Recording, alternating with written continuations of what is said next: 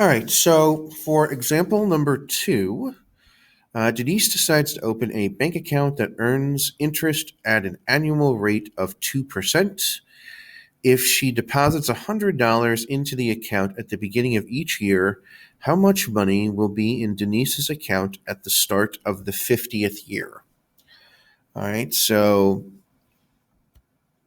let's look at this. So her annual interest rate is 2%, and she's making a $100 deposit at the beginning of each year. And we want to know how much money is going to be there at the start of the 50th year. So let's write our formula down.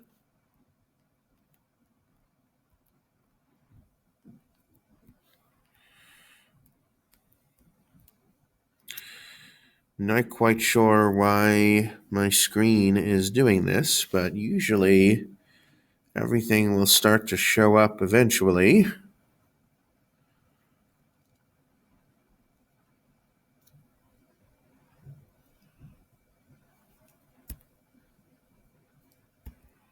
There we go.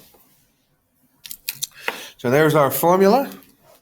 All right, so once again, I am going to, off to the side here, I'm going to write down what each of my variables are.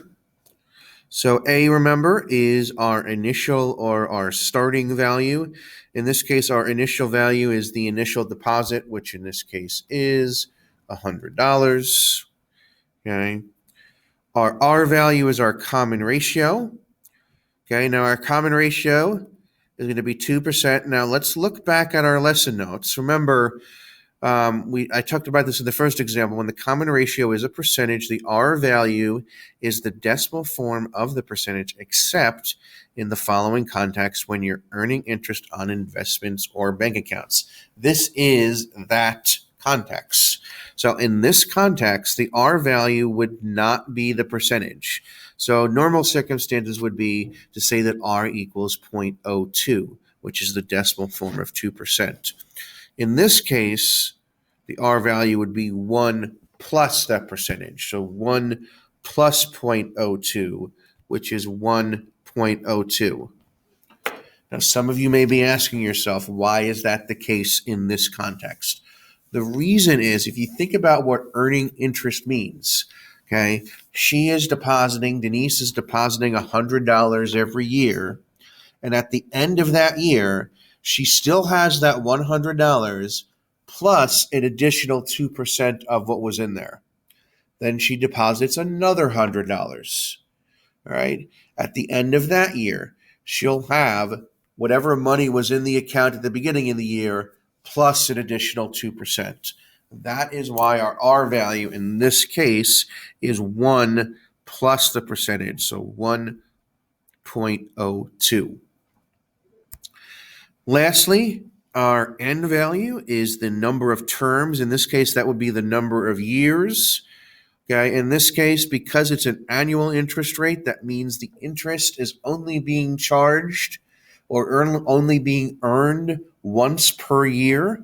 So she is only going to earn interest. She's going to earn interest 50 times for the 50 years. If it was a interest rate that was biannual, that means she would earn interest rate twice a year for 50 years. Kind of similar to the dosage thing from example 1. But in this case, our N value is 50. Now we can go ahead and plug the numbers into the formula. 1 minus R to the power of N divided by 1 minus R. Okay. Okay, and again, just like in example 1, I just went ahead and I used Desmos. I did that up here. Okay.